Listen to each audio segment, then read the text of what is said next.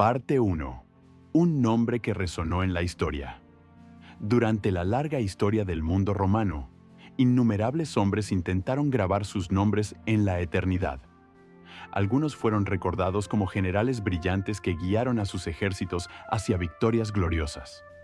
Otros se convirtieron en gobernantes infames cuya ambición y crueldad dejaron marcas profundas en la República.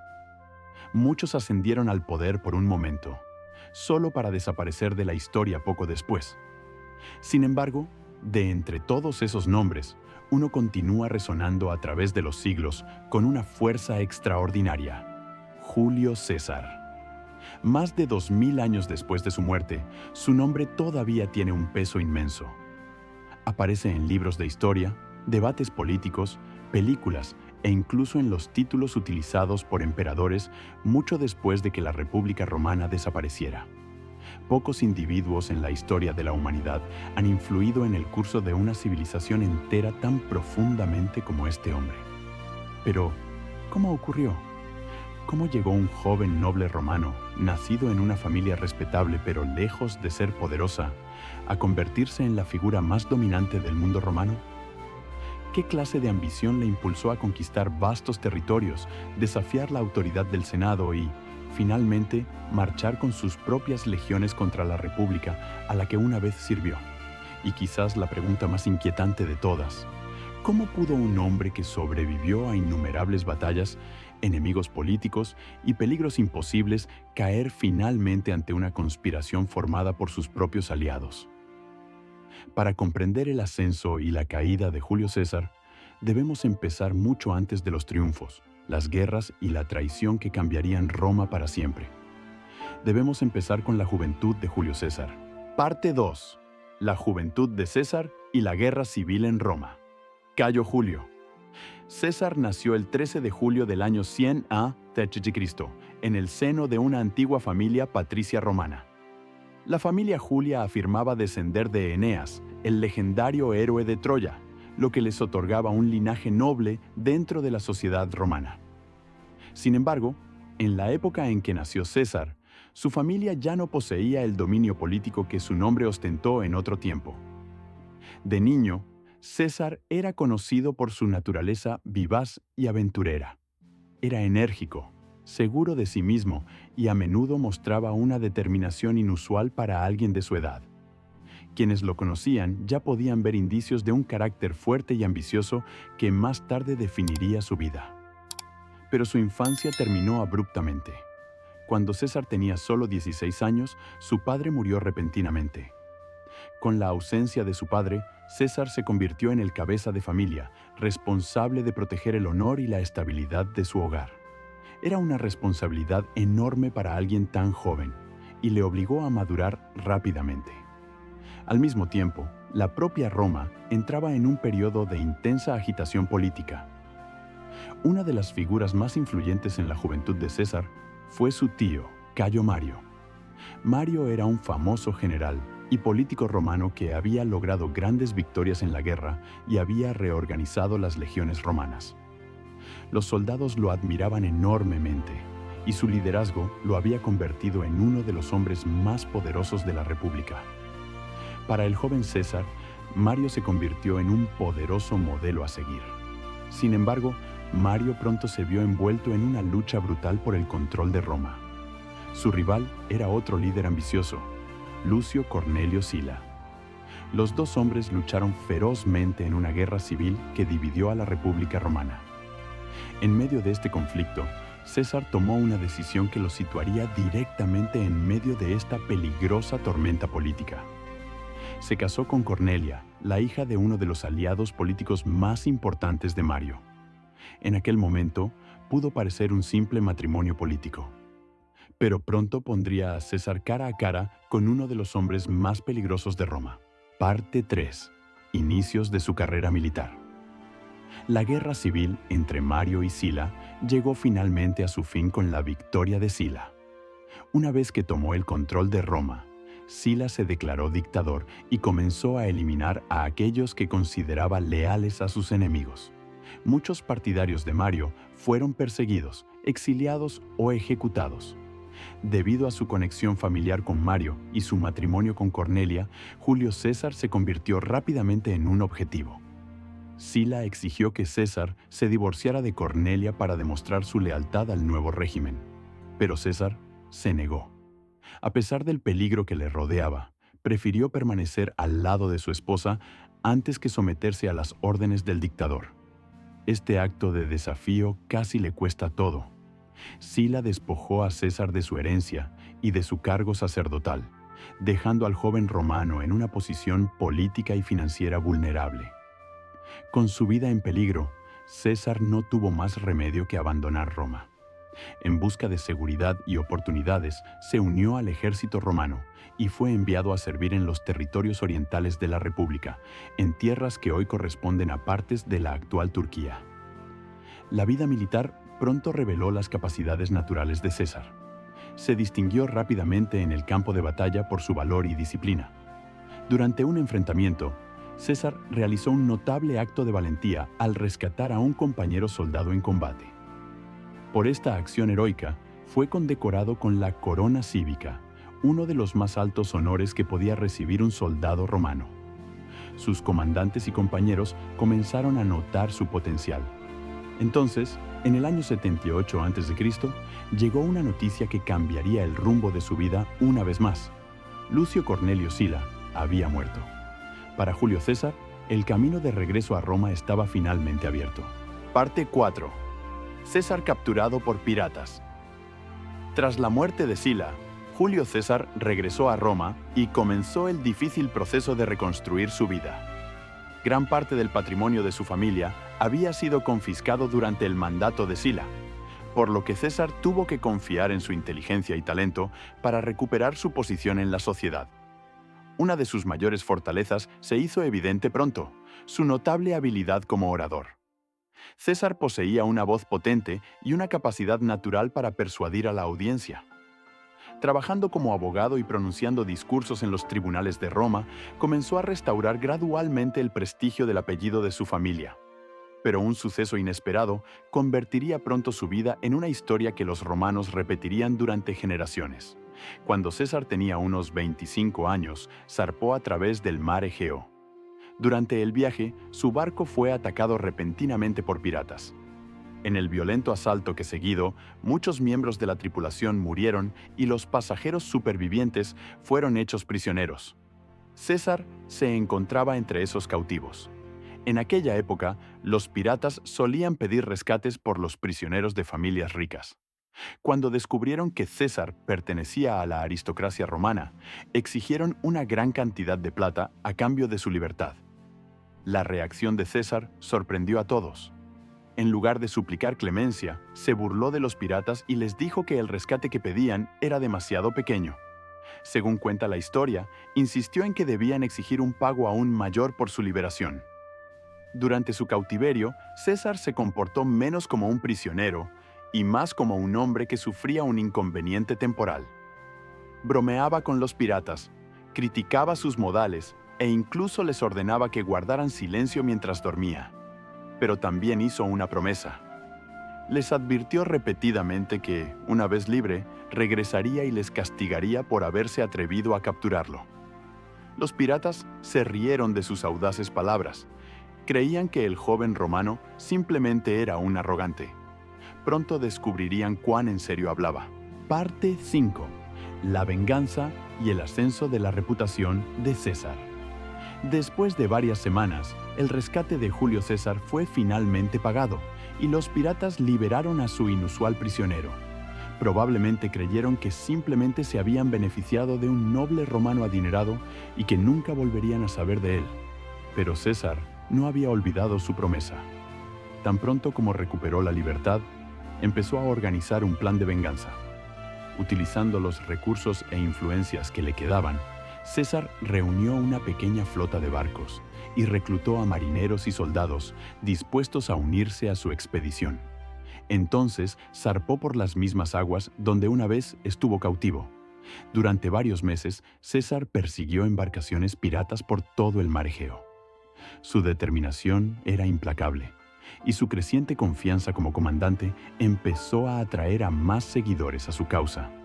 Finalmente, encontró a los mismos piratas que una vez se habían burlado de él. Esta vez, la situación era muy diferente. César atacó sus barcos, los derrotó en batalla y capturó a los supervivientes.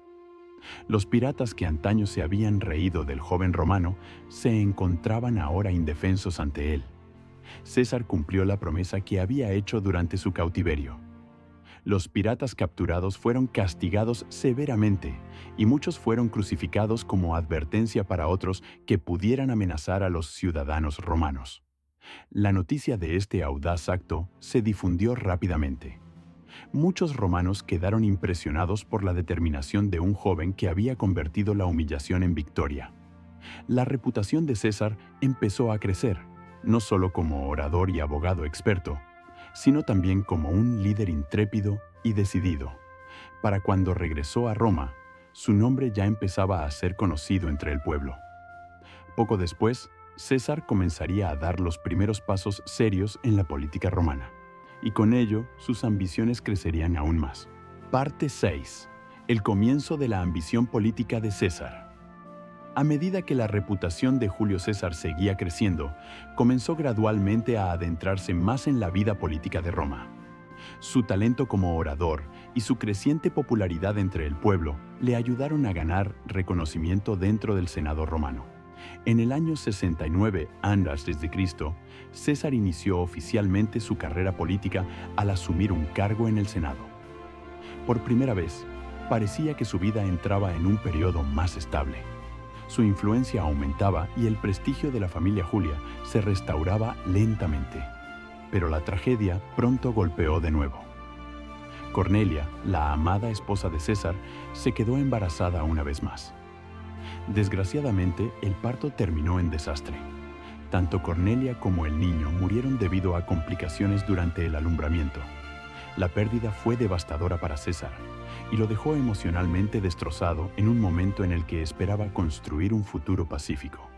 Poco después del funeral, César fue destinado a servir en Hispania, donde se encargó de administrar los territorios controlados por la República Romana. Fue durante este tiempo en Hispania cuando ocurrió un momento que dejaría una marca permanente en la mente de César. Mientras visitaba la ciudad de Gades, César se topó con una antigua estatua desgastada por el tiempo. Al acercarse, se dio cuenta de que la estatua representaba a Alejandro Magno, uno de los conquistadores más legendarios de la historia. De pie ante la estatua, César se sintió de repente abrumado por la emoción.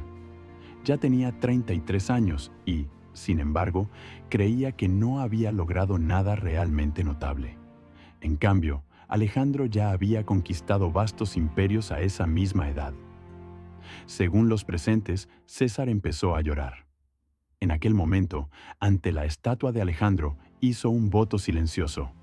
No descansaría hasta alcanzar una grandeza igual a la del legendario conquistador. Parte 7. El coste del poder. Cuando Julio César regresó a Roma tras completar su servicio en Hispania, el recuerdo de aquel momento ante la estatua de Alejandro Magno permanecía vivo en su mente. A partir de entonces, César ya no se conformaba con logros modestos. Quería poder, influencia y, sobre todo, grandeza.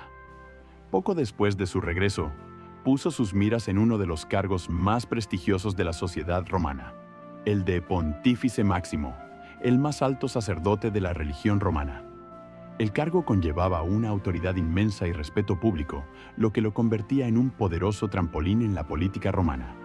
Sin embargo, ganar este puesto no sería fácil. Otros 2 senadores muy respetados también competían por el cargo. Ambos eran mayores, tenían más experiencia y ya estaban bien establecidos dentro del sistema político de Roma. Para superarlos, César lanzó una campaña agresiva y extremadamente costosa. Gastó enormes sumas de dinero para ganarse el apoyo público, organizando eventos y forjando alianzas entre figuras influyentes de la ciudad. El riesgo era enorme. Si César no ganaba las elecciones, se quedaría con deudas masivas que podrían arruinar su futuro político. Consciente del peligro, César recurrió a uno de los hombres más poderosos de Roma en busca de ayuda. Marco Licinio Craso, ampliamente conocido como el hombre más rico de la República. Craso aceptó apoyar financieramente a César. Pagó una gran parte de las deudas de César y garantizó el resto, creando una poderosa alianza política entre ambos hombres. Con este respaldo, César ganó las elecciones y se convirtió en pontífice máximo. Pero la victoria tuvo un precio. César tenía ahora una deuda financiera tremenda con Craso, lo que vinculaba su futuro a una de las figuras más influyentes de Roma. Y mientras César celebraba su éxito, otro hombre poderoso había empezado a observarlo cuidadosamente. El famoso general romano Pompeyo. Parte 8. El primer triunvirato. Hacia el año 60 a.C., Julio César había escalado posiciones en el sistema político romano. Su influencia crecía rápidamente y sus ambiciones empezaban a ser imposibles de ignorar. Ese mismo año, César logró una de las victorias más importantes de su carrera política. Fue elegido cónsul, el cargo más alto de la República Romana. Como cónsul, César poseía una autoridad enorme en Roma y en todos sus territorios. Sus decisiones podían dar forma a las leyes, dirigir operaciones militares e influir en el futuro de la propia República. Por esa época, César también se casó con Calpurnia, una mujer de una respetada familia romana que sería su esposa durante el resto de su vida. No obstante, César comprendía algo importante sobre la política romana. Ningún hombre podía dominar la República por sí solo. Otras dos figuras poderosas se encontraban en el centro de la política romana. Uno era Marco Licinio Craso, el hombre inmensamente rico que había ayudado a financiar el ascenso de César. El otro era Pompeyo, el célebre general romano cuyas victorias militares lo habían convertido en uno de los líderes más respetados de la República. Las tensiones entre estos hombres poderosos habían ido en aumento. Reconociendo tanto el peligro como la oportunidad, César concertó una reunión con Pompeyo y Craso. Durante este encuentro, los tres hombres acordaron formar una alianza política que les permitiera cooperar en lugar de competir. Esta alianza pasó a conocerse como el primer triunvirato. Juntos, los tres hombres dominaron la política romana. Pompeyo reforzó la seguridad en la ciudad y amplió su influencia en el Senado. Craso invirtió su riqueza en el comercio y en empresas económicas por los territorios orientales. Mientras tanto, Julio César asumió el mando de campañas militares que pronto transformarían su reputación para siempre. Su atención se dirigía ahora hacia una tierra vasta y peligrosa más allá de las fronteras de Roma, una región conocida como la Galia. Parte 9. Comienzan las campañas en la Galia. En abril del año 58 a.C., Julio César inició una de las campañas militares más ambiciosas de la historia de Roma.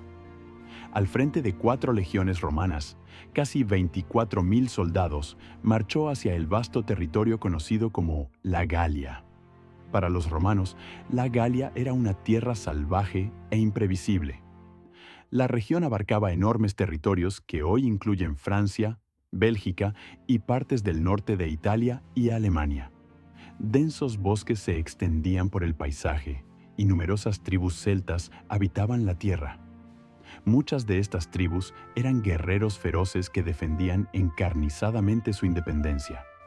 Sin embargo, la Galia tenía una debilidad importante. Estaba profundamente dividida. El territorio estaba repartido entre muchas tribus y reinos diferentes, cada uno gobernado por jefes poderosos. Estos grupos se enfrentaban con frecuencia por tierras, recursos y rivalidades de larga data. Las alianzas eran frágiles y los conflictos entre tribus eran habituales. Julio César se dio cuenta rápidamente de que esta división podía jugar a su favor. En lugar de lanzar una invasión temeraria, César utilizó primero la diplomacia. Envió emisarios a varios líderes tribales, ofreciendo apoyo militar romano a cambio de permiso para trasladar sus legiones por sus tierras y recibir suministros de alimentos para su ejército. Para muchas tribus amenazadas por sus rivales, la presencia de soldados romanos parecía una alianza útil. Gradualmente, César consiguió varios acuerdos que le permitieron avanzar más profundamente en la Galia. el primer enfrentamiento importante no tardó en llegar. Las legiones de César se encontraron con la tribu de los helvecios, un grupo numeroso que estaba migrando a través de la Galia mientras atacaba a las tribus vecinas y dejaba destrucción a su paso. El ejército helvecio era grande y confiado, y, cuando comenzó la batalla, los romanos se enfrentaron a una fuerza enemiga mucho mayor en número. Pero la disciplina romana resultó decisiva. César situó a parte de su ejército en una colina, dándoles una ventaja estratégica sobre el enemigo que avanzaba. Al mismo tiempo, situó en secreto a otras unidades tras una colina boscosa cercana. Cuando los helvecios atacaron, los romanos mantuvieron su posición. Entonces, en el momento perfecto, César ordenó a las legiones ocultas que atacaran por la retaguardia. Atrapado entre dos fuerzas romanas, el ejército helvecio acabó desmoronándose. Esta victoria marcó el inicio de una guerra larga y brutal que duraría muchos años. Parte 10. Años de guerra en la Galia. La victoria sobre los helvecios solo marcó el inicio de la larga campaña de Julio César en la Galia.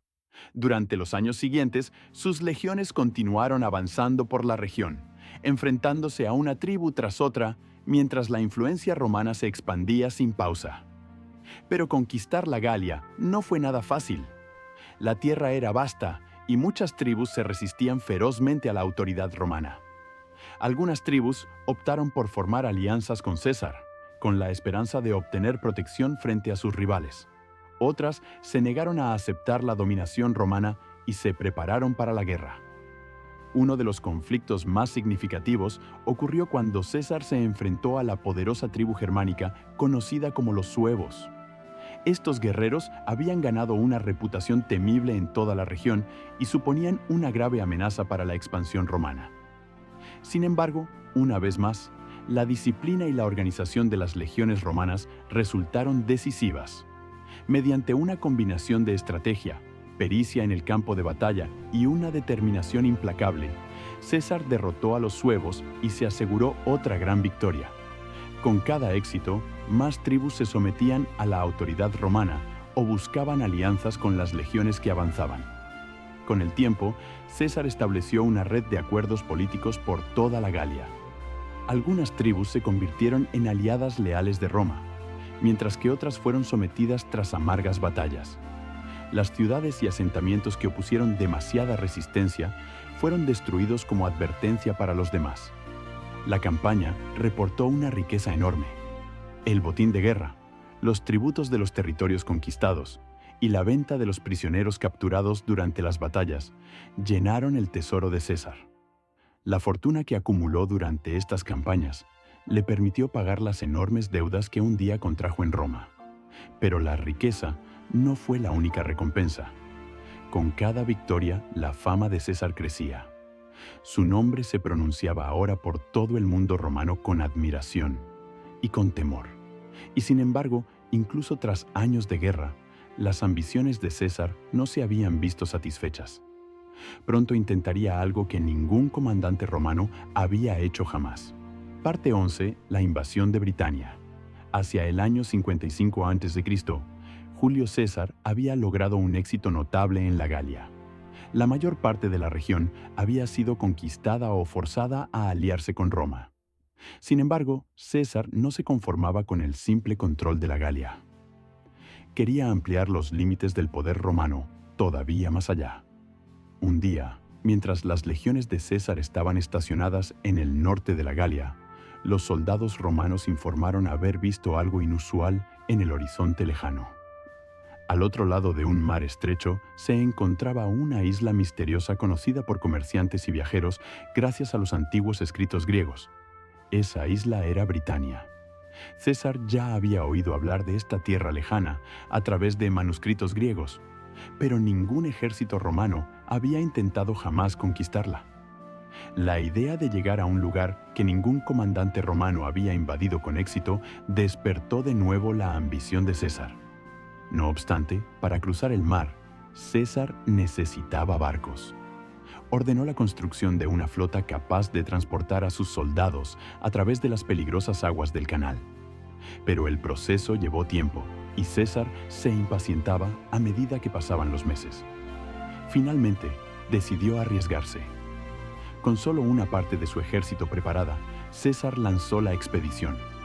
Pero el viaje se tornó rápidamente desastroso. Violentas tormentas azotaron la flota romana, estrellando varios barcos contra los acantilados costeros. Los soldados que lograron llegar a la orilla se vieron pronto enfrentados a feroces guerreros británicos que montaban carros de guerra. Ante la fuerte resistencia y las difíciles condiciones, César se vio obligado a retirarse. La derrota no quebrantó su determinación. En el año 54 a.C., tras meses de preparación, César regresó con una fuerza mayor y mejor equipada. Esta vez estableció un campamento fortificado en la isla y comenzó a combatir a las tribus de Britania. Aunque la campaña fue difícil, César logró demostrar el poder de Roma más allá de las costas de la Galia. Su reputación creció aún más. Pero mientras César lograba victorias en el extranjero, una peligrosa tormenta empezaba a gestarse dentro de la propia Galia. Parte 12. El ascenso de Vercingetorix. Mientras Julio César lograba victorias y expandía la influencia romana, la situación dentro de la Galia cambiaba lentamente. Muchas tribus se habían sometido a la autoridad romana, pero el resentimiento hacia la ocupación no dejaba de crecer. Durante años, las tribus celtas habían estado divididas por rivalidades y conflictos internos. Estas divisiones habían permitido a César conquistar grandes partes de la Galia con una rapidez asombrosa. Pero, finalmente, surgió un líder que comprendió que la única forma de derrotar a los romanos era mediante la unidad. Su nombre era Vercingetorix. Vercingetorix era el príncipe de la poderosa tribu de los arvernos. A diferencia de muchos otros líderes tribales, poseía tanto una gran capacidad de liderazgo como una visión estratégica clara. Creía que si las tribus de la Galia lograban unirse bajo un mando único, podrían tener una oportunidad contra las legiones romanas. A través de discursos y negociaciones, Vercingetorix empezó a convencer a los jefes tribales para que se unieran a su rebelión. Guerreros de toda la Galia se reunieron bajo su estandarte, preparándose para una insurrección masiva contra el dominio romano. Pero Vercingetorix sabía que enfrentarse directamente a César sería extremadamente peligroso. En su lugar, adoptó una estrategia dura pero eficaz. A medida que sus fuerzas avanzaban por la Galia, destruían todo a su paso. Las aldeas eran quemadas, las cosechas arrasadas y los suministros de alimentos eliminados. Esta táctica garantizaba que las legiones de César, en su avance, encontraran poco con lo que mantenerse mientras marchaban por el territorio. La estrategia pronto empezó a dar resultados. Los soldados romanos empezaron a sufrir hambre y agotamiento tras largas marchas por territorios devastados. La campaña se volvió cada vez más difícil y la situación amenazaba con debilitar al ejército de César. Sin embargo, César se negó a retirarse. Utilizando de nuevo sus dotes políticas, persuadió y sobornó a varios líderes tribales que aún no se habían unido a Vercingetorix. Mediante estas alianzas, consiguió los suministros necesarios para mantener a sus legiones en movimiento. Decidido a aplastar la rebelión, César continuó persiguiendo al líder galo por todo el país. Finalmente, la persecución llevó a ambos ejércitos a una ciudad fortificada construida en lo alto de una colina. Un lugar llamado Alesia. Parte 13. El asedio de Alesia. Vercingetorix acabó retirándose a la ciudad fortificada de Alesia, un baluarte construido en la cima de una colina escarpada. Desde esa posición, los defensores podían observar los alrededores mientras disfrutaban de una sólida defensa natural contra cualquier asalto directo. Cuando Julio César llegó con sus legiones, reconoció de inmediato la dificultad de la situación. Atacar la ciudad directamente sería extremadamente peligroso. Los guerreros galos ocupaban la posición elevada, y cualquier intento de asaltar las murallas costaría probablemente a los romanos un número tremendo de vidas. En lugar de lanzar un ataque temerario, César optó por un enfoque diferente. Decidió atrapar al enemigo. las legiones romanas comenzaron a construir un enorme anillo de fortificaciones alrededor de toda la ciudad de Alesia. Se cavaron fosos, se levantaron muros de madera y se construyeron torres de vigilancia por todo el paisaje. Esta línea defensiva masiva impedía que nadie escapara de la ciudad y cortaba su acceso a alimentos y suministros. Pero César se enfrentaba a otra grave amenaza. Sabía que un gran ejército galo se estaba reuniendo fuera de la ciudad con la intención de rescatar a Vercingétorix y sus guerreros.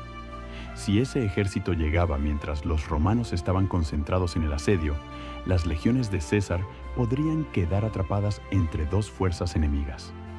Para resolver este problema, César ordenó la construcción de una segunda muralla defensiva. El primer muro miraba hacia el interior de la ciudad de Alesia, manteniendo a los defensores atrapados. El segundo muro miraba hacia el exterior, protegiendo al ejército romano de las fuerzas de socorro que se aproximaban. Pronto, el campo de batalla se convirtió en uno de los sistemas de asedio más complejos jamás construidos en el mundo antiguo. Cuando el ejército galo de socorro llegó finalmente, los romanos se vieron obligados a luchar contra enemigos en dos frentes a la vez. A pesar de estar en gran inferioridad numérica, la disciplina y la coordinación de las legiones de César resultaron decisivas. Tras intensos combates, las defensas romanas resistieron. Al darse cuenta de que era imposible seguir resistiendo, Vercingétorix tomó su decisión final. En un acto simbólico de rendición, cabalgó solo hasta el campamento de César, desmontó ante el general romano y depositó sus armas. La larga guerra por la Galia había terminado por fin. Parte 14. El colapso del triunvirato. Con la conquista de la Galia completada, Julio César había logrado todo lo que una vez soñó de joven ante la estatua de Alejandro Magno. Su nombre era ahora admirado por el pueblo de Roma y temido por sus enemigos. Su riqueza había crecido enormemente y sus legiones estaban entre los ejércitos más experimentados y leales del mundo romano. Después de muchos años lejos de su patria, César empezó a prepararse para regresar a Roma. Sin embargo, durante su ausencia, el equilibrio político dentro de la República había cambiado drásticamente. Uno de los aliados más importantes de César, Marco Licinio Craso, había muerto durante una desastrosa campaña contra el Imperio Parto. En la batalla de Carras, las legiones de Craso fueron derrotadas por las poderosas fuerzas partas, y el propio Craso resultó muerto. Con su muerte, la alianza conocida como el Primer Triunvirato se desmoronó. Esto dejó solo a dos figuras dominantes en la política romana, Julio César y Pompeyo. Pompeyo había permanecido en Roma durante gran parte de la campaña de César en la Galia y había reforzado gradualmente su influencia en el Senado. Muchos senadores veían ahora a Pompeyo como el defensor de la República frente al creciente poder de César. La fama y la riqueza de César alarmaban a la élite romana. Algunos senadores empezaron a acusarle de prolongar su mando militar en la Galia más tiempo del permitido por la ley. Otros afirmaban que había utilizado sus legiones para enriquecerse y ganar influencia personal. Finalmente, Pompeyo y sus partidarios emitieron una orden directa. Se ordenó a Julio César que disolviera sus legiones y regresara a Roma como ciudadano privado. Allí se enfrentaría a un juicio ante el Senado. César comprendió lo que aquello significaba. Si obedecía la orden, sus enemigos políticos lo destruirían. Se enfrentaba ahora a la decisión más peligrosa de su vida. Parte 15. Cruzando el Rubicón. Julio César sabía exactamente lo que significaba la orden del Senado. Si disolvía sus legiones y regresaba a Roma sin protección militar, se quedaría solo ante sus enemigos políticos. Los cargos que le esperaban destruirían casi con toda seguridad su carrera y posiblemente incluso le costarían la vida. La situación le dejaba solo dos opciones. Podía obedecer al Senado y aceptar su destino, o podía desafiar la autoridad de la propia República Romana. En el invierno del año 49 a.C., César comenzó a marchar hacia el sur con su ejército hacia la frontera con Italia. Allí, un pequeño río marcaba el límite legal que los generales romanos tenían prohibido cruzar con sus legiones. Este río se llamaba el Rubicón. La ley romana era clara. Cualquier general que cruzara el Rubicón con un ejército estaba cometiendo un acto de rebelión contra la República. Una vez cruzado el río, no habría vuelta atrás. Por un momento, César vaciló. Comprendía que esta única decisión desencadenaría una guerra civil que podría remodelar todo el mundo romano.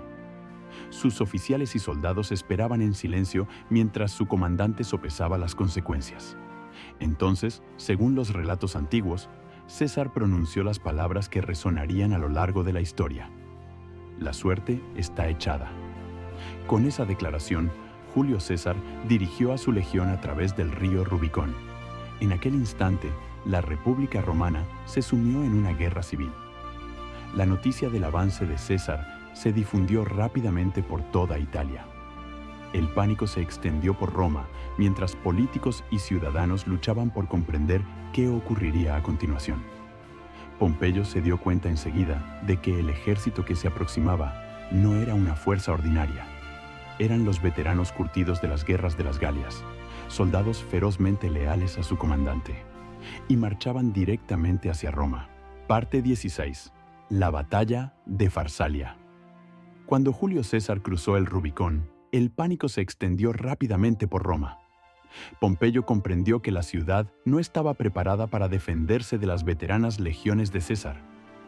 En lugar de arriesgarse a un enfrentamiento desastroso dentro de Italia, tomó la decisión estratégica de retirarse. Pompeyo reunió a sus aliados más cercanos y a varios senadores y abandonó Roma antes de la llegada de César. Se dirigió a las provincias orientales, donde empezó a reunir un ejército mucho mayor. En Grecia y los territorios cercanos, Pompeyo pudo reclutar a decenas de miles de soldados que seguían siendo leales al Senado. Mientras tanto, César entró en Roma sin resistencia. En lugar de permitir que sus soldados saquearan la ciudad, aseguró a la población que su guerra no era contra el pueblo romano, sino contra la facción política que había intentado destruirle. El conflicto no tardó en trasladarse hacia el este. En el año 48 a.C., los dos rivales se enfrentaron finalmente en el campo de batalla cerca de la ciudad de Farsalia, en el centro de Grecia. Pompeyo comandaba un poderoso ejército que superaba ampliamente en número a las fuerzas de César. Muchos observadores creían que Pompeyo derrotaría fácilmente a su oponente. Pero el ejército de César poseía algo que los números no podían sustituir: experiencia. Sus legiones habían luchado a su lado durante años en las brutales campañas de la Galia. Eran disciplinadas, estaban curtidas en la batalla y eran ferozmente leales a su comandante. Cuando comenzó la batalla, Pompeyo confió plenamente en su caballería para arrollar al ejército más pequeño de César. Sin embargo, César había previsto esta estrategia. Preparó en secreto una línea de reserva de infantería diseñada específicamente para contrarrestar a la caballería enemiga. Cuando los jinetes de Pompeyo cargaron, los soldados ocultos de César atacaron con una fuerza repentina, rompiendo la formación de la caballería. Con el flanco de Pompeyo desmoronándose, las legiones de César avanzaron. La batalla se convirtió rápidamente en una victoria decisiva para César. Pompeyo comprendió que la guerra estaba perdida. Huyó del campo de batalla e inició su desesperado viaje hacia Egipto. Parte 17. César, Cleopatra y el asesinato. Tras su aplastante derrota en la batalla de Farsalia, Pompeyo huyó a través del Mediterráneo en busca de seguridad. Con la mayoría de sus aliados abandonándole y su ejército destruido, esperaba encontrar refugio en Egipto, un reino que mantenía estrechos vínculos con Roma desde hacía tiempo. Pero el último viaje de Pompeyo terminó en tragedia. Cuando llegó a la costa egipcia, varios miembros de la corte real temieron que protegerle provocara la ira de Julio César, que ya perseguía a su rival derrotado. Con la esperanza de ganarse el favor de César, tomaron una decisión despiadada. En cuanto Pompeyo puso un pie en tierra, fue atacado y asesinado. Cuando César llegó a Egipto poco después y le presentaron los restos de su antiguo rival, se enfureció. Pompeyo había sido cónsul romano y uno de los más grandes generales de la República. Aunque habían sido enemigos en la guerra, César creía que un hombre así merecía un destino más honroso. Durante su estancia en Egipto, César no tardó en verse envuelto en la lucha interna por el poder del país.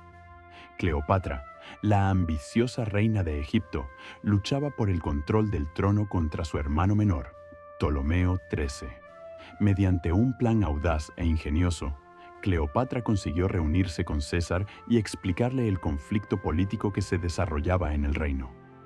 César decidió apoyarla.